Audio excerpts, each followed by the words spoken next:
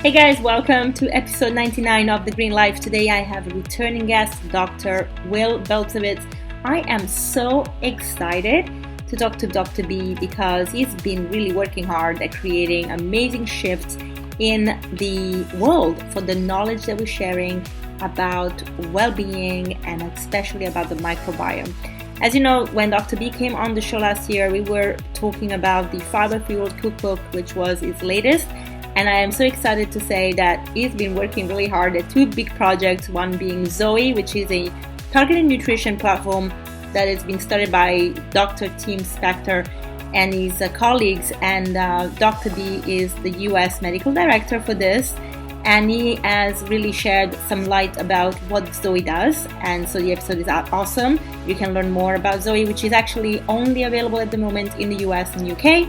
And also he's been working on a personal project, 38 TERA, which are prebiotics, and they are really amazing at supporting our gut health as we eat an adequate diet. So I'm not going to spoil it by telling you everything. We're going to learn a lot from Dr. B, but of course everything is going to be in the show notes for you to learn more. Now, I also want to give a big shout out to NamaWell for the J2 and C2 juicer and blender. If you want a discount code and you're thinking about upgrading the machines in your kitchen to make juices and smoothies and so on, then check them out. They are really a great investment. I'm not an affiliate, but I am sharing a discount code for you because I love you. I do have, however, affiliate links into my show notes, and some of them are Happy Legs, which are trousers made for women when we go for our screenings, cervical screening and tests. And we talked about this a couple of weeks ago in an episode. So if you want to go back and check out the episode with Dr. Ben Snowden, you'll learn more about it. As well as, of course, Dr. Morse's herbs, which I use personally and work with my clients. And then affiliate accounts to Newzest, Wunder Workshop, which are products I personally use because I really feel that they're good quality and they've been part of my journey for a long time. So I truly value them and I hope that you enjoy them too. And I cannot forget to say that I've also shared my link to my website as I have the Inner Circle kicking in and I'm so excited about it and I would love to see you on it. It's a membership that you can join monthly or yearly and there is so much goodness in it. It's like a course really, but with support at the end. And then of course my retreats here in Portugal, I have a beautiful venue. So if you are a practitioner and you're looking for a place to come and host your retreats, we are open for you and really want to welcome you and support you in your endeavors. All right, guys, without further ado, let's go into this wonderful episode. Welcome back, Dr. B.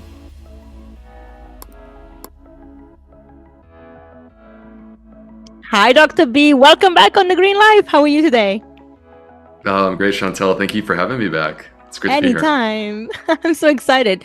Last time you came on, you were just launching and promoting your book, Fiber Fueled Cookbook, which as we dove into was super helpful. The recipes are great and truly a great follow-up to the first book, Fiber Fuel. So now we have no book, but I don't know if something is in the works, but you have an amazing new products coming up and we want to talk about that. But before then, I know people know you, but just in case somebody lived under a rock for the last 3 years, should we give them a little bit of a summary about your work and who you are, and also maybe plug in a little bit of Zoe, because when we talked last time, we didn't discuss your involvement with Zoe, and I think that's such a great one to talk about as well. Yeah, my relationship with Zoe has grown and evolved, and so I'm more than happy to talk about that. I think that the story from my perspective is that if you were to go all the way back to me as a teenager, my dream was to be a medical doctor and basically work on a daily basis to try to help people and improve their lives. And so I set off on this 16-year journey. 4 years of college, 4 years of medical school, 4 years of internal medicine, 4 years of gastroenterology. And on that journey, it was amazing and it's a privilege to be able to care for people when they need you. But I became the person who needed help. And I was sick. Even though I was young, I was in my early 30s. And in that moment, when I was basically the patient, I didn't want my own medicine. Mm. I wanted something that got to the root of the issue. And I didn't know what that was because it's not something that I was trained to do in my medical training all those years. And what I ultimately discovered is that it was food. And it was the power of plants and fiber to transform, like for me, I feel like I transformed from the inside out. Mm. And so, as a person who has been adhering to this mission to try to help people, when you discover something like this that's so profound and powerful that it changes your life, then you see that there's this opportunity to bring this into the clinic and try to help those people too. And so, anyway, the way that I approached medicine really changed. And yes, I still continue to do the things that I was trained to do over all those years at these great American institutions, but I started to incorporate diet and lifestyle and supplements into the way that I approached my patients. And it was so profound the way that it was changing their lives. And I saw this in my clinic every day. And it was so profound that I reached a certain point around 2016 where I said, I have to share this story. And that started me on this journey of story sharing about this world that exists where we have, these invisible microbes living inside of us that want to help us if we could just properly fuel them and create a healthy environment for them, then they can actually turn around and repay the favor and create a healthy environment for us and give us a healthy body. And so anyway, that basically is the foundation that led to everything of where I am today. And now, proudly, I'm an author, and with Zoe, I am their US medical director. And separately, I have this company that I just founded called 38 TERA. That's my supplement company. And all of these things ultimately are, if you went back to me at 16 years old and you said, you have the opportunity to impact the lives of millions of people in a positive way, that's what I came for. Yeah. So it feels really good to be here doing that. That is awesome. I love that. Okay. And I can completely relate. Once you find your purpose, everything kind of comes together. Being an author, having companies that create products, and working with Zoe. Now, if people don't know about Zoe, can we give them a little summary about what they do, what you guys do? I obviously met the concept through the CGM idea because I was looking out for CGMs. I was reversing type 2 diabetes, and one of the things I really wanted to see was how I was reacting to the food I was eating. But I know Zoe takes it even a step further from that. So if you can just give a little summary about Zoe. Yeah. So first of all, Zoe, I'm sure you have a quite international audience. And so Zoe is a personalized nutrition company with a product that's available in the UK and the United States. So it's not available everywhere yet, but there are things and tools that Zoe has available to everyone, no matter who you are, and they're completely free. And a great starting point is to listen to the Zoe podcast, where I am a regular. And that is a credible source of information that can help people. At Zoe, what we're doing, and this goes back, we started in 2017. I didn't know them at that time. I got to know them in the summer of 2020. Wow. But in 2017, they started a clinical trial to try to understand personalized nutrition. The fact that we respond very differently to our food. We don't all respond the same. Mm-hmm. And so understanding the way in which we respond to our food may help us to make better food choices. And so the way that Zoe approaches this is by combining the information that we can collect from a continuous glucose monitor, so the CGM that you were just making reference to, from your microbiome, using the most state-of-the-art high-resolution microbiome testing available, and by doing some simple basic at-home blood work after a test meal, where that test meal is standardized so that, like you and I, we could be in other parts of the world, but we're eating the exact same food, and that way we can compare our results to one another. Yeah. All right, so Zoe collects all this information and people enter into the app what they're eating, and then next thing you know, this is the power of big data and modern sort of machine learning and artificial intelligence, that we can take this massive amount of data from over 100,000 people and start to ask the question, let's stop talking about general results. Let's start talking about personal results, because that's what the individual cares about. So let's try to identify patterns that are applicable to you, Chantal, so that we can say, for you, like a person that's exactly like you, here are the foods that are like optimal foods. And here are the choices that you can make that are better for your body and the way that you respond to food. There's no bad choice. There's no food that's off the table. But what we want to do is put the balance heavily in favor of those foods that are benefiting us.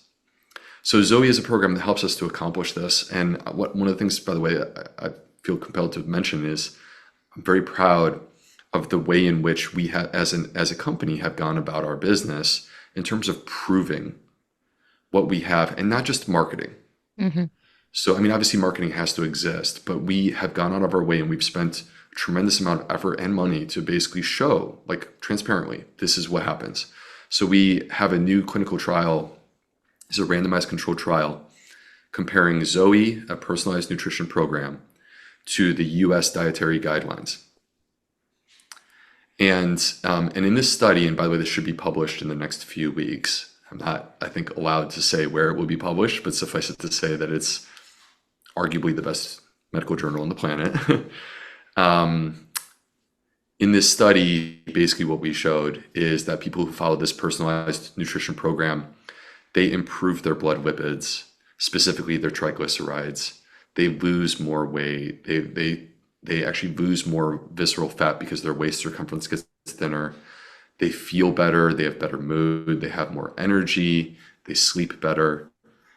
So there's a myriad of benefits. Those benefits get amplified and become even more profound when you really commit yourself to following the program. Because of course, there's some people who they get the kit and they just don't do it, right? But if you actually adhere to the program and follow it, the benefits are even more profound. And it's quite amazing. And part of the reason why we were accepted into this very prestigious journal is because basically what we demonstrated is that this is not the same program for everyone. Yeah. This is a personalized program, and the personalized program was superior to what the US government recommends as the optimal diet. Yeah, I can imagine that. And I think, I hope actually that at some point, maybe you guys do a study, especially for women going through peri and menopause, because you got something in the pipeline? Oh, tons. We have tons in the pipeline because, so Chantal, I want to talk about that. I want to hear what your thoughts are on that. This is such an important topic. Please talk to us. Because I work with women, and when I was sick, I actually threw myself into early perimenopause symptoms, which I managed to reverse as I reversed type 2 diabetes. But I can imagine somebody that's not acutely aware of what's happening in the body going down a rabbit hole until they get to the point where the hormones are not in balance anymore. Your reproductive system is inefficient. You rely on your adrenals, which sometimes because of adrenal fatigue, they are not working the way they should. So no matter what you eat, you can't work with. Your microbiome is a mess. Like everything you eat can give you bloating and IBS symptoms, and you don't even know what's going on. I had it all. And I know many women that I work with are going through that. And because we don't talk about it enough, and because studies are not targeted at women, even our hormonal studies are not targeted at women, we don't know what's going on. So we definitely need something that, like Zoe and what you're working on, that focuses on us women. Yeah, I could not agree more with everything that you just said. And it's like actually quite, to me, upsetting that this is an issue that affects nearly all women, right? And yet wildly understudied. Yeah. And why is that? Well, I don't know. I think that what I can say is this. We need to fix this problem. We need to rectify the fact that we haven't adequately studied this topic that affects all women. Because That's half of the world. And the other half of the world, we care about you. We love you. We want you to be happy and we want you to be thriving, right? That's Yeah. me. I want you to be thriving. So anyway, Zoe, we have one paper that we've published already to date that starts to dig into this topic of menopause. But I was literally just looking at some of our internal, this is unpublished, not public, but I was just looking at some of our internal data today about women who are in perimenopause or menopause and what they're reporting. And I actually said to one of my colleagues after looking at the data, this is disturbing because the number of symptoms that women are suffering with and the percent of women who are suffering with these symptoms is off the charts. And I haven't seen anything much like this. But the exciting opportunity that exists is that this is not just identifying symptoms and saying that you have to live with this and suffer, that there is a huge opportunity to improve the lives of these people. And if the governments of these countries are not going to fund this research, for whatever reason they're not doing it, I don't care. We're going to do it. And so that's what we're actively working on right now. We have tons of stuff in the pipeline for this. Oh, that's awesome. Wow, I'm happy I brought it up and we have this little plug we know about. That's awesome. Yeah, I'm really curious to see what we find. I'm sure actually just the microbiome alone will tell us a story. Because I've actually noticed this food that women could eat in their 20s and 30s doesn't work for them anymore in their 40s and 50s. And so that's definitely a big change. And you obviously mentioned it last time, hormones do change our microbiome. So that's really important to know what's going on and what it is, right? Yeah, and I think that the if I were to summarize the simple solution, the simple solution is dietary quality. Mm. And it's quite clear that if we take a woman who's suffering with perimenopausal or menopausal type symptoms and we help her to improve the quality of her diet, which definitely includes fiber. If we do that, then what we expect to happen is a substantial improvement in those symptoms. Yeah. So doing a 360 from your book to Zoe, back to the book. Can you say with confidence that you found that no matter how we personalize nutrition, fiber still is the centerpiece of how we should live? We should have in our Oh, diet? Yeah. 100%. Because personalized nutrition doesn't mean that the food that's good for one person is bad for another person. Mm, It's more like it's a different shade of gray. mm, But the key and important fact is that fiber is the most pressing, most profound dietary deficiency that exists in the Western world today. yeah. And so within our countries, perhaps it may be slightly better in Portugal than it is in the United States. We seem to be the biggest offender, but 95% of Americans are inadequate in their fiber consumption. And like to be completely honest with you, if we changed one thing and we improved the fiber consumption of people within the United States, we would actually improve so many health issues and we would be a much healthier society than we currently are just by changing this one thing. Yeah. I can totally agree with that. I actually was shocked by some of the statistics that I read, even in Portugal.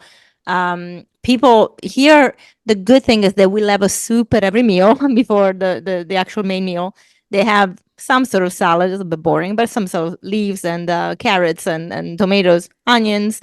They have some of these. And then, unfortunately, though, they do consume about 30% more animal products than even the guidelines of the country. So people are still eating quite a lot of meat, especially. I mean, the north here is worse. In the Lisbon area down to the south is a little bit better because the climate is also a little bit more, a lot more sunny.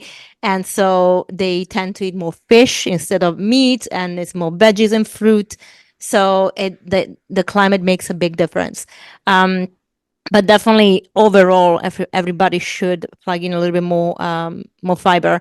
And I want to put this actually on loop when the episode comes out, because this is the argument, unfortunately, about this personalized nutrition. Not everything works for everybody. Not, the fiber can actually injure some people, that some groups online, especially like influencers, will utilize to promote their lifestyle. I'm just gonna say like the carnivore, for example.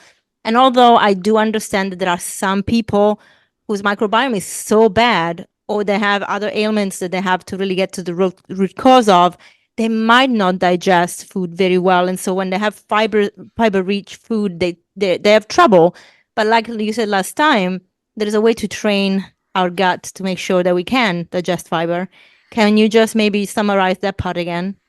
Yeah, I mean, I would use an analogy that's conceptually similar to exercise. So start to think about your gut as being like a muscle. That muscle can be fortified, trained, and made stronger. Exercise makes us stronger. Whatever form of exercise that we perform, it serves a purpose. If your goal is to have greater endurance, you run or you bike or you do something that builds endurance. If your goal is to be physically stronger, then you work the muscles that you want to be stronger. And through that work, they become stronger. And there is a thing that exists within the world of, for example, exercise, where there is such a thing as too much.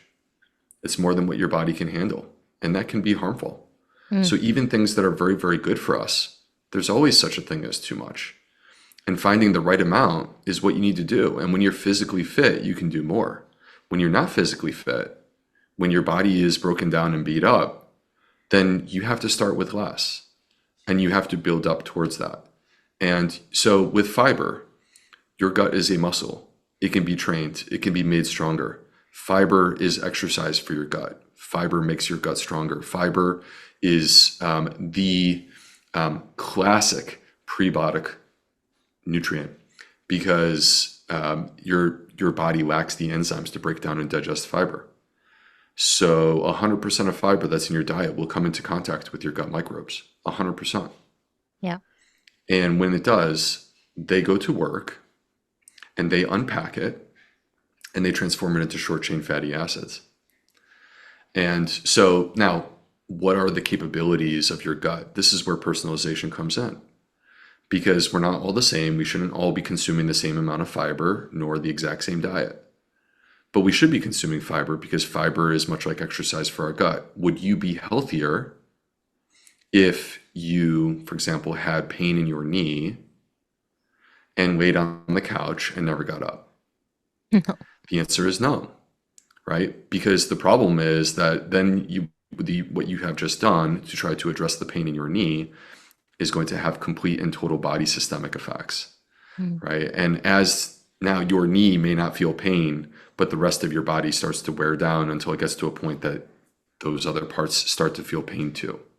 Yeah. Right. The approach to that knee that perhaps is not where it needs to be is not to go and run a marathon because that much exercise is bad for you. Even to run may not be a good idea in that moment. But perhaps we start with some fundamental things that are simple and we build the strength of the knee up from that starting point. And we get it back on track so that we can run. Yep. So that one day, if we want to, we can run that marathon. And all of that is entirely possible. And the reason why we go through that process of physical therapy for that knee to rebuild it is because we know with complete clarity that the solution to pain in your knee is not to lay on the couch and rest and never get up. We know that the solution is to deal with the pain, not in a way where it's like, hey, just deal with it, but more like in an intelligent way, building back towards strength so that you can restore function. And when you have function, then you are a healthier human being. The gut needs you to restore function. The gut wants to be strong and to be thriving. When the gut is strong and thriving, your entire body will be thriving as a result of this. And so the withdrawal from fiber is not the solution. Withdrawal from the fiber is laying on the couch. The solution is to rehab the gut by gently introducing fiber and slowly increasing the amounts. Perfectly said. Love that. I think actually the perfect segue is your company, 38 Tetra, because clearly talking about fiber, and I was under the impression mistakenly that it was a probiotics, but actually you just explained before the show it's a prebiotic. So can we just delve into, first of all, what inspired you to actually create this? Because you've been talking about fiber for a couple of years, inspiring people to eat the right food and how we can get it through the food. What sets this product apart so that, hey, you can have the perfect diet, but this is actually going to help you with different things too? Yeah, I mean, so I think that we have to start with what is the role of diet and lifestyle and supplements. in our life when we're trying to achieve optimal health. And to me, the foundation is diet. Okay, and that's clear. So at no point is there ever or will there ever be the suggestion that you should give up on your diet or not focus on your diet and just take a supplement. That's never the choice. But at the same time, you'll never be able to convince me that there isn't value to fiber supplements and to prebiotic supplements. You'll never be able to convince me of this because with my own eyes for more than 10 years, I treated so many patients in this way and saw the effect that this has on them. And in many of those cases, they were people who may have already been doing a great diet. And the issue is that these are not the same thing, and we should not think of them as the same thing. A fiber supplement is first of all, not a replacement for fiber in your diet. You should absolutely consume a diverse plant-based diet, as many different plants as possible. You should definitely do that. We should all do that. But the addition of the fiber supplement helps you to achieve things that are not possible with your diet alone. What's unique about 38 TERA, the reason why I started this company, comes from the frustration of 10 years of treating people with fiber supplements. And yes, seeing benefits, but also knowing that I was using products that were developed when I was a child. The science has come so far. This is not taking into account the modern science. And also, I have zero information on the safety profile of these products. So a classic that I would use, and people are free to use this. I'm not here to try to bash on it. I used this for 10 years with great success. But I would use wheat dextrin. Okay, wheat dextrin is a single form of fiber. We know that diversity of plants is the key to gut microbiome health. So a single form of fiber really should never be the solution.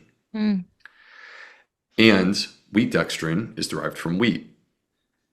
Most wheat is sprayed with glyphosate, unless it's organic, but this was not organic wheat dextrin. Yeah. I don't know. There's no third-party testing available to me, even as a professional, a health professional. So I don't know what has gone into this product, what's been sprayed on this product, or what this product contains. I have no clue. And I think that people, particularly who are vulnerable with gut issues, they deserve to know. So what I created was the fiber supplement that I always wished I could have had. When I call it a fiber supplement, it's me defaulting to my sort of language. Yeah. When really what this is that I think is unique and really exciting is it's a complete prebiotic supplement. So it includes fiber, it also includes resistant starch, and it also includes polyphenols. These are different things that have different effect, but all in a wonderful, beneficial way to our microbiome. We used ingredients that have been proven by human clinical trials to be effective at a certain dose. This allows us to make health claims around our product because it's been these specific ingredients have been proven in humans to do certain things. So, and we fulfilled that specific dose within the product. We're also certified with FODMAP.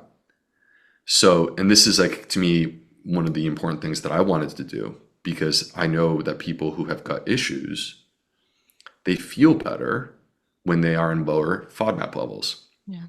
And so being a low FODMAP prebiotic means that you kind of get the best of both worlds, which is that you can support and nurture a healthier gut microbiome, but you don't have to pay the price to do that. You don't have to have as much gas and bloating when you do that. You can feel better in the process of doing that. Yeah. So, and the last thing is that we are extensively third-party tested. So we have a lab in California, in Utah, and Australia. And the reason why I have 3 separate labs that I test with is because the extent to which we're testing this product, it's way beyond basic stuff. And some of this stuff is like weird that I had to go knocking on doors to be like, is there any way you could do this for me? So I can tell you for a fact that we're gluten-free, we're glyphosate-free. We've been tested for all the allergens. Those are negative. The level of heavy metals is so low, it's absurd. It's basically not there. And that we're testing the product for histamine and salicylates and glutamates and other forms of food intolerances so that we can transparently share with our customers. That is amazing. Well done. One of the things that came up in the conversation with Dr. Jill Carvalho last couple of weeks is that, we were talking about supplements, and my question was, it's a bit of a minefield out there when we bind something. And he was saying, it's really hard when you don't have third-party testing but also when companies use a specific name that is trendy, but not necessarily, it's very unique with ingredients that are secrets in brackets, or because they in the US they can use ingredients that are tested before, like okay, you can have like vitamin E. It's okay, it's safe. The FDA approved it already. You don't actually have to test it, but you don't know how things combine together. So having the very extensive testing that you have proves that the synergy of the ingredients works, is not harmful. And then of course the things you mentioned, like not having glyphosate on it, is really really important, because part of our gut issues is because of these herbicides and pesticides, because our bacteria dies with that. So it's, yeah, well done. This is a really good, and I like it when a doctor that like you, that is invested in the health of the communities that they serve, whether it's online or in person, actually decides to really invest their money and knowledge into creating a product that is outstanding in comparison to what's on the market, because it's not just about the product. It's not about making money from the product. Like, you have a lot of other avenues to make a living from, because you've been doing it for a long time. So this is more like I'm adding on to what I'm doing because I want people to benefit from what I'm teaching. I think that's really valuable, and we should have more of that, if anything. Yeah, that's the way that I personally feel about it. I mean, it's impossible to make a product that's a perfect fit for everyone. It's impossible. I Yeah. wish that I could, right? But there's just no way to do that. There's always going to be some people that the product is quite simply not for. And if it's not for you, that's totally okay. My entire mission, as we've just been discussing, is to try to do what I can to improve the lives of as many people as possible. And part of that is through free educational content that I create. And that's out in the world. Like, there are Mhm. so many, like this podcast right now that we're doing, and so many other podcasts and social media stuff and blog posts and interviews that I do. And, many people can borrow my books from the library, and all of these things are there, and I want you to use them. And I don't care that I never see a penny, because that's not what it's about for me. It's about trying to help people. Yeah. And with this supplement, I sincerely believe, and I know that this is happening because I'm receiving the messages on a daily basis from people. I don't post all of them, but I'm getting these messages from people telling me about how this product, like, they have been suffering and this product changed their life. Right. So, and that's the reason that I decided that I wanted to go forward and do this. But part of it is not just setting up a brand and selling product. To me, part of this is a commitment. This is a commitment to the people who are going to be our consumers, and trying to make products that are better, that serve their needs better, that are more transparent, and that are proven better. So, and we're always going to be working on that process. So there will always be a place where I can say, where we are today, I'm proud of where we are today. We've worked really hard to get to where we are today. Will we be better in a year? Absolutely. Mm. And that's the way we're going to do it. Yeah, great. Um, I like to circle back to the importance of the microbiome when it comes to disease management. Last time we ended the conversation talking about a lot of digestive issues. And there was, we actually ended saying the gut is so important that even when it comes to cancer, it really is something to look at. And a lot of times we don't. And I like to go there because, of course, we are facing, unfortunately, cancer is not number one killer, but it's definitely really escalating in numbers, and it's affecting younger people, different demographics. Doesn't matter the gender, doesn't matter nothing. It just doesn't matter where you live. Just everybody is at risk. So I love to talk about the relationship between our gut, our microbiome, and our immune system, clearly, and things like cancer that people are facing more and more of. And of course, I know we can focus on the gastrointestinal region when it comes to colon cancer, but I'm quite sure that any cancer is related to the gut because of the immune system, right? Yeah, I think the immune system is key, because what we don't realize is that our body is constantly turning over and producing new cells every single day, like throughout the entire day. And there are mistakes that are made. It's not always a perfect process.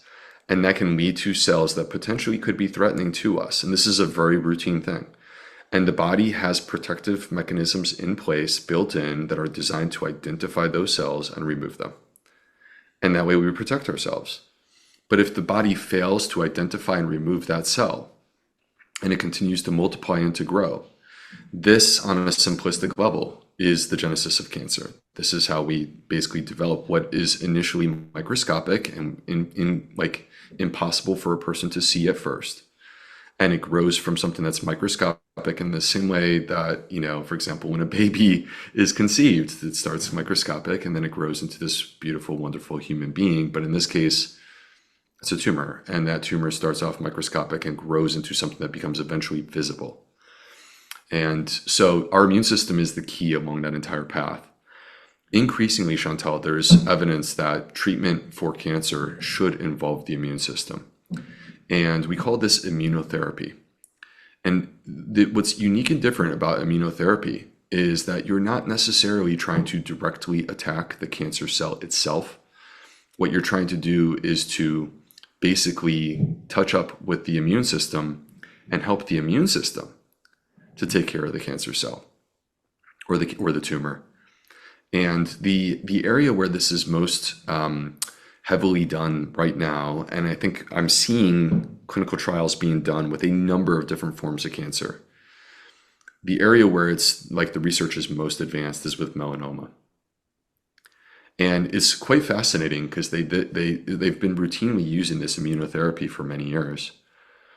And they start to notice, this is particularly at MD Anderson in Texas, where they started to notice that there were some people who would receive immunotherapy and get amazing results, and some people who did not.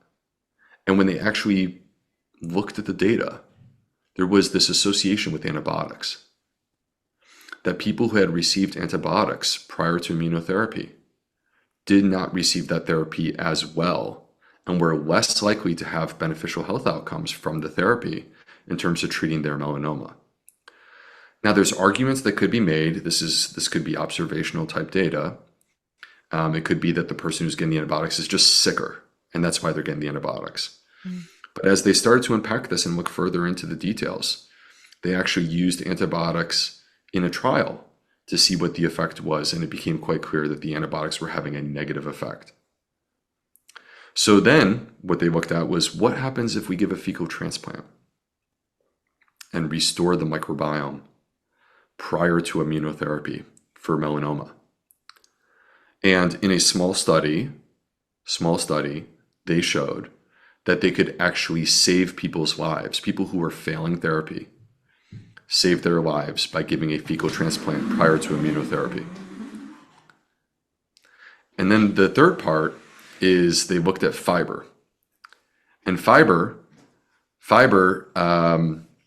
they did an analysis and looked at fiber intake among people who were receiving immunotherapy, and they discovered the people who had a lot lower fiber intake prior to immunotherapy were less likely to have beneficial results. And for every 5 grams of fiber that people were consuming, there was a substantial and significant increase in life expectancy with immunotherapy for melanoma. So now, this is not the only study to show this. We have data going back many years, not with immunotherapy, but specifically with colorectal cancer, looking at fiber intake after treatment for cancer. We also have data with breast cancer, looking at fiber intake after treatment for breast cancer. And the answers are consistent, which is that fiber helps to protect us. How does fiber possibly protect us? Well, everything that I've described, whether it be antibiotics or a fecal transplant or fiber, these are all activated or involving the gut microbiome. Yeah. The reason why fiber does anything other than sweeping through and bulking up our bowel movements, the reason that fiber does anything is because fiber comes into contact with our gut microbes in our colon, and they release short-chain fatty acids. And it's the short-chain fatty acids that do a number of things. 1, improve the gut microbiome itself, reversing dysbiosis. 2, restoring and repairing the gut barrier, which keeps what's in the intestines and helps to protect the immune system, which is on the other side. Yeah. So short-chain fatty acids restore and repair the gut barrier. And number three, directly communicating with these immune cells. These are immune modulating chemicals that can actually shape the way in which our immune system responds to different things, making it more targeted and precise when we need it to be more targeted and precise. And that's so this is the beautiful and exciting thing. And this is just an illustration of what's possible and where the future is with not just fiber, but with the microbiome in general. Wow, that's so fascinating. It's like I'm visualizing everything happening, like this conversation between the microbes and the immune system, at like a cellular level. And just really says a lot about what we put in our body becomes us at that level. So it's so important to really pay attention to quality, as you said at the beginning. Wow. And I remember Dr. Hazen throughout the Sabine Hazen as a lab in California, where they do a lot of trials right now, especially, well, since the pandemic, where they're testing the microbiome of people that were affected by COVID. And she found that people that didn't have enough or at all bifidobacteria were the ones that actually were struggling the most. Did you, in your research, did you find that there was a specific strain of probiotics or microbiome that microbes that we have to focus on that perhaps might make us more like stronger to fight disease, or it's just really is a dance of all of them together? Well, so these microbes serve specific functions. They have unique skills and things that they can do. They're kind of like us, right? These microbes, like they're different. They're not all the same. I mean, they have certain skills. They have certain foods that they prefer. They have friends that they tend to hang out with. They have sort of frenemies or enemies that they try to stay away from. So there's this entire culture that exists there. And, if I need, like, for example, something to be done to my house, there's many different people who have the skill. They're not the same person, but there's many different people who have the skill to come and help me with that. And they don't all do it the exact same way. So there's this functional redundancy that exists within the microbiome. And it's the function that matters. So increasingly, what we start to do is we start to move away from the single strain and move towards the purpose. What is the purpose? What are they trying to accomplish? And the purpose that's essential when we're talking about these kinds of things are the production of short-chain fatty acids. And it's unique because this is what we've actually discovered in multiple studies. An example of this is actually with COVID. There was a study that was published in the journal Gut in 2021, and it was from, I believe, 5 countries, and looking at healthcare providers prior to vaccination and survival when they got COVID. And what was the likelihood also of them ending up in the hospital with moderate to severe COVID? And what they discovered is that there were substantial differences based upon dietary pattern. And the people who had the lowest rate of moderate to severe COVID were the people who were on a plant-based diet. And the people who had the highest rates of moderate to severe COVID were on a low-carb diet. If you were on a low-carb diet compared to a plant-based diet, you were more than 3 times more likely to end up in the hospital with moderate to severe COVID. Yeah. And when they looked under the hood at the microbes and they asked the question, what's going on with the microbiome? There were clear and distinct differences that existed within the microbiome. Those differences that exist become more amplified in people who have moderate or severe COVID. And the specific pattern that you discover is the absence of the microbes that produce short-chain fatty acids. So that can mean different things for different people, but the purpose or the function is what's key. We need those short-chain fatty acids, and that's what we get through the consumption of fiber-based foods. Great, thank you for that. Okay, I do have a question when it comes to food, and I think this is something very popular that always makes me chuckle. But so that they have a lot of products out there. We're not going to name brands, but like yogurts and that you can drink that have probiotics, and they sell them with that. Now, I'm not talking about things like kefir. I'm talking actually about yogurts that are promoted to have, bifidobacteria, whatever. What's your take on these commercial products that are in supermarkets? They're not necessarily created by gastroenterologists. They're more like, product makers and the people that do study what, a strain would do. But they are in supermarkets and people take them to improve their gut health. I personally don't see a massive improvement in my clients when they do that. And or even to reverse things like, high cholesterol. And I think really confused about these subjects. And so going to the supermarket and getting some things like that might not be the best way. What's your take on that? So I think diet should always come first. And when I say that, let's take these sort of functional foods, put them to the side for a moment, and let's talk about elevating the quality of our diet through the consumption of more plant-based foods. And if you're not if you're not exclusively plant-based, allowing the foods that are not plant-based to be as high quality as possible, and trying to reduce and eliminate the foods that are associated with poor health outcomes. Okay, so that needs to be our foundation. And there's no one trying to market basic fermented foods and sell them at a ridiculously excessive price with special labels based upon whatever probiotic strain was put in there. All right. But yet, to me, those are the foods that we should be prioritizing, right? As opposed to the thing that's designed with marketing strategies to catch your attention. Yeah. Is there a role for probiotic supplements before we even get into functional foods? The answer is yes. There is a role for probiotic supplements, but I don't think it's the way that people are using them. I think people take it too far. The probiotic, generic probiotic is good for everything. No, we have to be more specific. What are you hoping to accomplish? What is your health goal? And let's find a strain and a dose that matches your health goal and has been proven. So just because even a strain has been shown in a study to be probiotic doesn't mean that it's going to give you that effect if you consume some level of that strain, but not at the right dose. Yeah.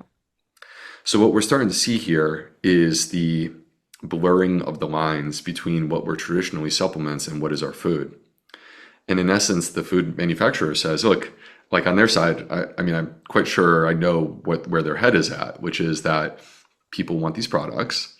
We see how many people are buying probiotic supplements.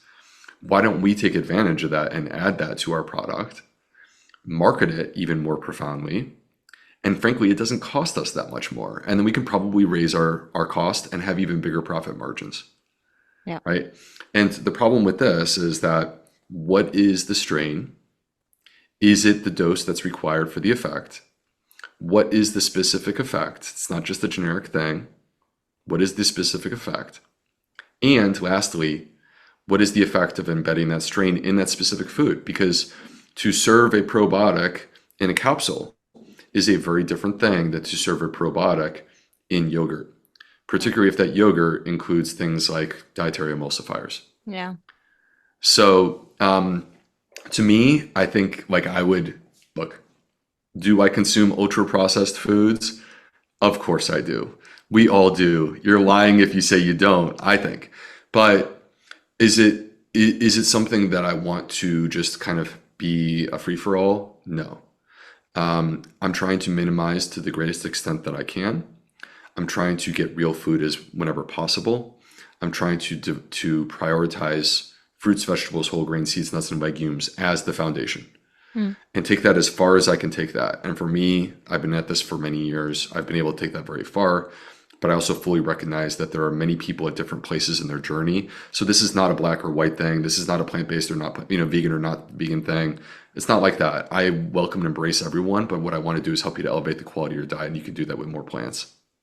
Totally. And I think you made a really good point, especially when it comes to vegan, not vegan, because a lot of the times people that are on a vegan diet, they're not necessarily on a healthy diet, and they could be very well eating junk food that has animal product in them, right? If you're not having plants and you're having packaged foods all the time, that's a problem. We have to be, I think that this requires us to be very honest, because there are vegan products that aren't good for our health. Mm-hmm. And there are examples of populations of people who eat vegan. So the word vegan to me, I actually try to stay away from and stay towards plant-based, and I'll explain why. Because to me, vegan is an ethical choice. Yeah. And that's a beautiful thing. I love people who feel that way. I don't love if they're angry, but I love people who feel that way. And I admire them for that. Okay. But that is not the same as eating for your personal health. Mm-hmm. And these different goals can come into conflict with one another. So to me, eating for your personal health is a plant-based approach. And there are examples of communities of people who are vegan, where actually when we start to analyze the data, as much as like we all want to say that the vegan diet is the healthiest diet, that's actually not completely true. And there's examples where it becomes problematic. And actually one of the classic ones is in the EPIC Oxford study, where there are people who are vegan who are more likely to have heart disease and things of this variety. And it's because they're eating a junk food vegan diet, because those vegans are motivated by the ethics, not by their health. So let's separate that. And I think that's great, but that's not what I'm here to talk about. I'm a medical doctor. I'm here to talk about your health. And therefore, I want to talk about a plant-based diet. And to me, a plant-based diet is a big tent. And we're welcoming everyone in. Yeah. The only reason I bring it up is because I am plant-based, but I'm actually also vegan.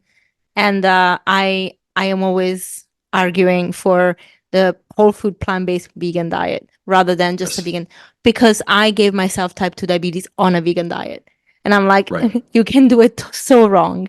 And so we have to really be responsible, because ultimately for me, in many cases, it became really clear. It became clear that if you want to be a good activist, in the sense, not the angry activist, but like take action that serve the planet, serve the animals, being healthy is really important too, because this vessel you're in gives you the energy to do the right things, to shine a light also to other people. Like, who wants to look at a vegan that is not healthy and be like, I'm gonna just be like you? You know, nobody wants to do that. We want to be healthy. You want to look at somebody that looks healthy. Well, and this is the beautiful thing, is it is possible to have these things completely aligned. Yeah. Right. And you have demonstrated this. And I'm of the belief, I totally agree, that like we should be a light that shines to lift people up and to make them come to us through attraction, right? Where like they want a piece of whatever you're serving. As opposed to like most people. I mean, I'll just speak for myself. If you went back 10 years ago, or a little more than 10 years ago at this point, and you said to me, you need to be vegan. If a person said that to me, I would just completely reject them. Like I would just, the same. I'm not going to hear that. Right. But if you said to me, you are not feeling well, and I think I can help you feel better. And in the process of making you feel better, I will also bring consciousness and awareness to your dietary choices and the impact that those dietary choices do have on the health of this planet, on the health of on these animals that we care about. And so, like, to me, that's the beautiful story that is the opportunity to bring people in and make them a part of what we're doing. Yeah. 100%. I agree with you.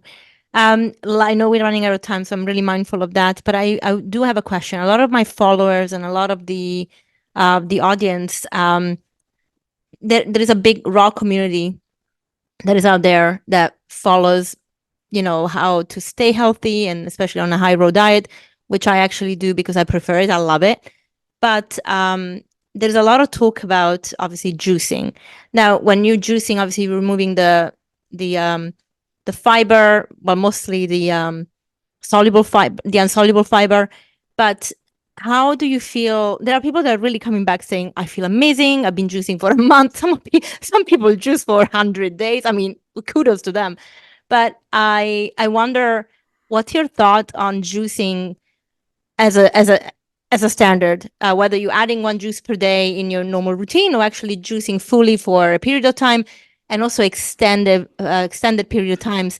What do you think? But also, what do you think the impact is on the microbiome, especially when we now move into a longer period of time? So there are many ways in which we can process our food. Juicing is just one example of those ways. Cooking our food changes the food also. All food is processed on some level because we chew it. Yeah. And so it's different when it goes down into our intestines than when it started. We're not just swallowing it whole. Yeah, if you Um, find the same product when you go to the bathroom, no problem. that's right. That's exactly right. And I think that to me, the way that I approach this is that I guess let me just sort of unpack where I see juicing fitting in. Mm, I think it's wrong to like sit here and vilify juicing as if like it's this bad thing. mm, There's many different forms of juice. Some are almost a sugar drink, yeah. right? And some of them are intended to deliver phytonutrients in a way that is more concentrated and, let's be honest, more digestible than if you were to try to consume that entire pile of food. Yeah. So, and I don't think it's fair to say, well, just consume the whole pile of food, right? Because, like, first of all, that's not possible for the majority of people. And second of all, at the end of the day, I just want people to be healthier. Mm, Juicing to me is kind of similar to a supplement. My preference would be that you don't replace your diet with juice. My preference would be that you optimize your diet and then you supplement it with high quality juices that allow you to take the phytonutrient exposure that you have to a much higher level that is beyond what would be possible with your diet alone. With regard to juice fasting, so I have concerns about extended fasting in general. mm, Because the issue is that it's a very restrictive dietary pattern, right? It's still a diet. mm. It's just very restrictive. Will you feel better? On some level, you might, but you know what? The carnivore people claim that they feel better also. Yeah. And that's because they're on a very restrictive dietary pattern. And they're limiting their exposure to some things that can be more challenging for the digestive system, like fiber, Yeah. right? So it's like conceptually on the same level in some ways. And when we prolong that fast, what I worry about is that the loss of fiber that we would normally get in our diet by eating whole plant foods, it starts to affect the mucus layer of the gut. We need fiber in our diet to basically recharge that mucus layer on a daily basis. And if we're not recharging it with fiber in our diet, then it starts to get thinner, thinner, thinner until it becomes a problem. Mm, So from my perspective, again, like I think that there's a place where juicing exists in the same way that I think that smoothies integrate very cleanly into a diet. Like I love smoothies, and I think it's a great way to get delicious food that's high in fiber and high in phytonutrients into your diet in a way that simply you're not going to do it by eating a whole salad, mm-hmm. right? And I have a 2-year-old that gets to enjoy a broccoli sprout smoothie on a daily basis because we serve it that way. Yeah. Yeah. Right. So I think that all these things have a place where they can exist and be a part of this sort of global healthy dietary pattern. Have you heard about the term mucoid plaque? Mucoid plaque is like the plaque on our colon that never goes away. Yeah. Yeah. So one of the things that happens in raw communities is that we are really focusing on that being an issue for our health and needing to be removed. And this is why longer fasts or feasts, when it comes to juicing, are pushed, and then saying, okay, and then from there, once it's out, you can then rebuild by integrating raw food and salads and stuff. Now, I talked to to Brenda Davis, who wrote a book, Becoming Raw, after the book's Becoming Vegetarian and Vegan. And she always says, they always throw in these projects where I don't want to go, but when I do them, I actually really learn a lot. And she did, kind of highlighted some things are myth, some things are facts, and how even she started implementing more of a raw diet, but she still believes that some cooked food is perfectly fine, as we've been discussing up to now. But I wonder if you heard about this need for removing the mucoid plaque so that you can digest better and you can absorb the nutrients better. Yeah, I think that what's happening with the mucoid plaque is that people are making an observation based upon how they feel. Mm. It's a very intuitive approach, and I don't think it's wrong. But I don't know that the mucoid plaque is what's actually happening with the body. And I guess the reason that I say that is that having done so many colonoscopies, I just haven't seen this. Yeah. Right? Thank you for So, that. So it's hard for me to like believe that this is in fact true when my own eyes tell me otherwise. Do I think that like for a person who, let's pretend that a person is consuming an inflammatory Western diet, like just the standard diet that exists, for example, in the United States. If you take that person and you flip them into some sort of fasting diet supplemented with juices, they're going to feel so much better because they're finally exposing their body to phytonutrients that have been missing from their diet. Yeah. And simultaneously, you've taken away the toxins. Yeah. I think that, so I think anyone who knows me, I'm sure if you've listened to any of my podcasts, you've heard me criticize the carnivore diet. The one thing that I'm a little bit cautious about is that, so first of all, like the people who eat this way, I don't think are bad people. So I don't want to make it seem like that. I think they're trying to figure out health issues. Like I don't think you go and do a carnivore diet just because you feel like it. I think you like are very, very motivated by something that's bothering you, right? And the one thing that I do have to give to the carnivore diet that I think has to be acknowledged is it helps people to eliminate ultra-processed foods. Yeah. And I think that there's value to that. And so any dietary structure that effectively helps people to eliminate ultra-processed foods, there's a place that exists where you will clearly feel better. I think that eating a raw plant-based diet is like clearly a superior choice in the long run compared to eating an exclusively meat-based diet. Like to me, that's not even a comparison. Yeah.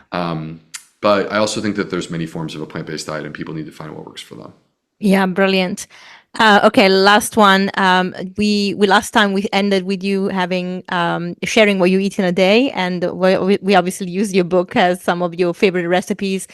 And I just wonder if, from working with Zoe, if you have upgraded some of your meals to make them a little more specific to what you need and how your body reacts to them since then. And if that is so, can you give me just a what I eat in a day, Dr. B version?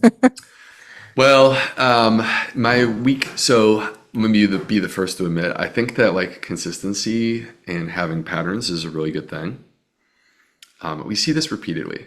Like you could eat literally the exact same food and vary the time that you eat it by just a little bit, and actually can make a big difference in the way that your body responds to it.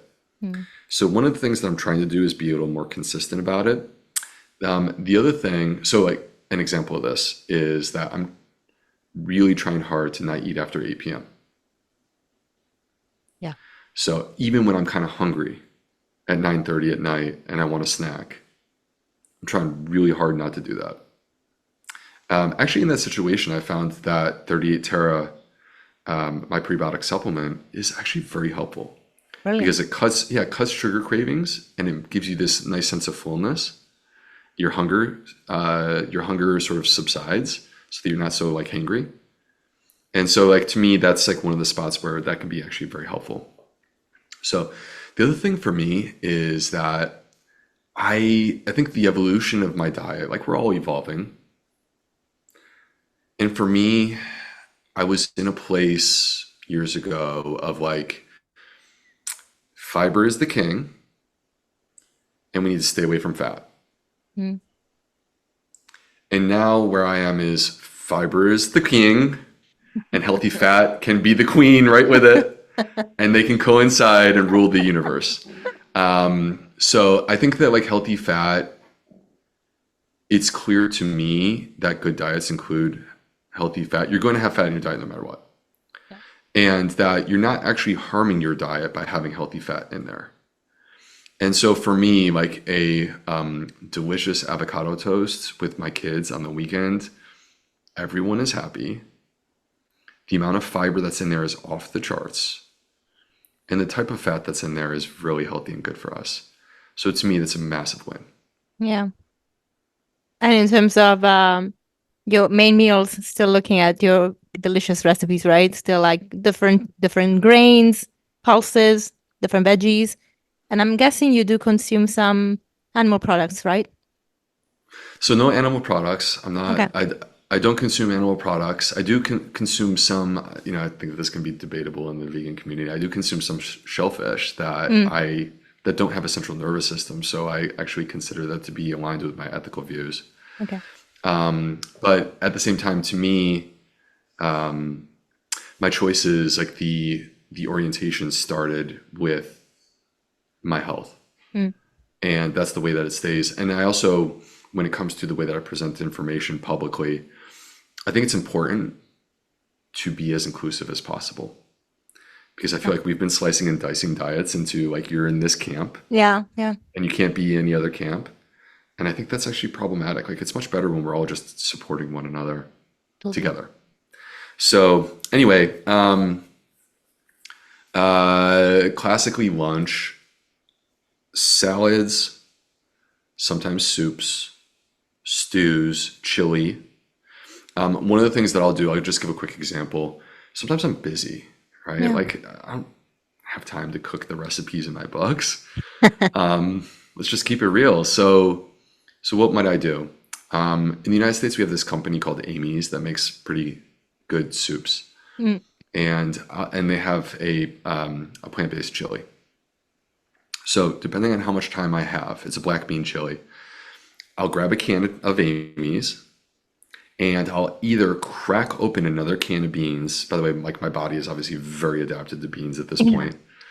So I'll either crack open another can of beans and mix it in with the Amy's and then cook that. Or in the States, we have this thing called an Instapot. Yeah. And it allows you to cook, like, you could do beans, but like in this case, what I like to do is I'll do grains. So I'll take farro. I'm like already starting to salivate thinking about this. I might go do it right after we're done. It is your lunchtime. Yeah.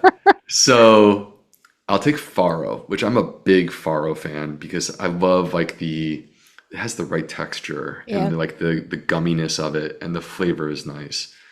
So I'll take farro, I'll throw it in my Instapot, a little bit of water, and then I'll add some turmeric. Turmeric, black pepper, let it do its thing. Takes 15 minutes, whatever. Come back, you have this perfectly piping hot smoking farro. Drop that in a bowl, put the chili over the top of it, and then kind of stir it up. So I have this golden farro with my black bean chili, and it's like, that's winning. That's with amazing. Some hot sauce. Yeah. Well done. So happy. Yeah. And your dinners then like are avocado, a little avocado on top. Boom. So happy. Yeah. And your dinners are more or less the same kind of line, still going for the grain and the pulses. So since the last time I saw you, our family has dramatically expanded. We have Yes, 4 kids. congrats. Yeah. So we went from 2 kids to 4 kids very quickly, and which has been really fun and been amazing. I really love being a dad. But anyway, so for us, it's like, this is our family time. Dinner is our family time, and we share our dishes together. And many times it'll be us creating stuff that's adaptable, like bowls, where you can add your own toppings. So we'll have a whole spread of toppings out on the kitchen table, and then everyone gets to choose what they like. Yeah. Or we'll do something like Tuesdays, we do Taco Tuesdays. And we'll take beans, and basically like we'll cook the beans on the stove so they're nice and warm. We have some nice organic flour tortillas, whole flour tortillas. And then you just kind of chop up a bunch of plants, a bunch of veggies, and you just sprinkle whatever you like on there. So like, I like jalapenos and stuff like this, but my kids don't. Oh, that's awesome. Well, congratulations on the family, and I definitely congratulations on all your ventures. Of course, I always follow what you're doing, and I'm always inspired, and I love how you share in a very open way. I think I myself evolved into having this approach by following examples like yours, because it's true that we want to have less resistance and more adaptability, but also welcoming people in our lifestyle so that they can get healthier, because ultimately that's the most important thing. And I really value all the work you're doing as always. So thank you so much. And thank you for sharing today, for giving me your time. I really appreciate it. Thank you so much for having me. And if anyone wants to check out these things that I'm involved with, like, I'll put everything in the show notes. Okay, that's amazing. Go to zoe.com/willbe, and there's a special discount code there where you can save money. And then if anyone who's interested in 38 TERA, just go to 38tera.com and you can check out 38 TERA supplements. Awesome. I'm actually gonna have someone come to the UK, to US, so I'm gonna have them bringing them back here. It's a little bit easier than doing this international shipping at the moment, because I want to try them as well, and I look forward to sharing the feedback. Oh, I'll get some in the mail to you today. Don't worry. We'll take care of that. Thank you, Dr. B. I'll see you soon. Thanks, Chantal. Bye. Thank you so much, Dr. B, for being on the show once again. It was so nice to talk to you again. And guys, if you enjoyed the show, please make sure that you give us feedback, that you share, that you give us your reviews so that we can keep on growing and inviting more and more amazing people. If you don't know about Dr. B's work, please go into the show notes. I've linked everything there, including his new venture of probiotics. And I hope you learned a lot about probiotics. We talked about hormones for the last couple of weeks, and our gut health is so important for hormone management too. So please pay attention. Make sure you feed your gut bacteria really, really well. And if you're taking probiotics, choose a brand that is really good and that you can get the benefits from, and it's not just going to waste your money and time. So I'll see you next week, and I can't wait to bring you more goodness for the episodes of The Green Life. Bye.